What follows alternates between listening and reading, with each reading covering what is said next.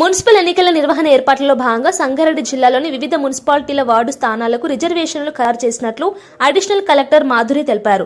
రాష్ట్ర ఎన్నికల కమిషన్ మార్గదర్శకాలను అనుసరిస్తూ ఈ ప్రక్రియ నిర్వహించినట్లు చెప్పారు.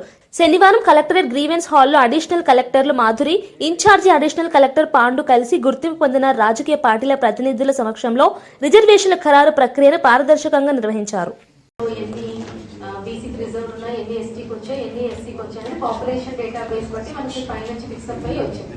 సో దాంట్లో మనకి జీవోఎంఎస్ పోటీ ద్వారా ఫార్ములా వేసి ఏ వార్డుకి ఏ రిజర్వేషన్ అనేది నిన్న మనం ఫిక్సప్ చేసాం. నిన్న ఏసీఎంపీ గారు, జెడ్పీసీఓ గారు, municipal commissioner sweep C data తీసుకొని మనం ఫిక్సప్ చేయడం జరిగింది.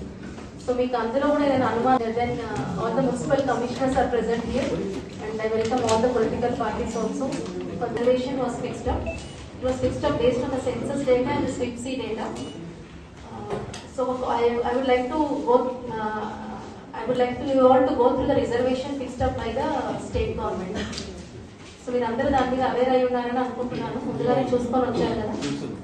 సో మీరందరూ ఇక్కడ ఆల్ మున్సిపాలిటీస్ నుంచి వచ్చిన పొలిటికల్ రిప్రజెంటేటివ్స్ కూడా ఉన్నారని అనుకుంటున్నాను.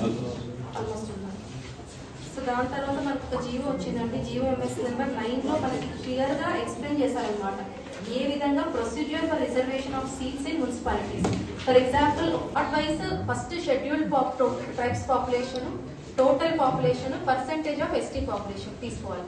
దాని తర్వాత అది ఇదివరకే లాస్ట్ టైం అది ఎస్టీ పాపులేషన్ కింద రిజర్వ్ అయి ఉంటే మనం అది కన్సిడర్ చేయాలి.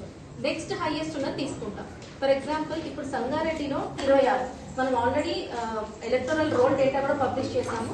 దాంట్లో 2926 ఉన్నారు. దాంట్లో ఎస్టీ పాపులేషన్ 264 ఉన్నారు. సో పర్సంటేజ్ తీసుకుని ఉంటే అక్కడ హైయెస్ట్ వచ్చింది మనకి. హైయెస్ట్ పర్సంటేజ్ 9.02 అంటే 9% మనం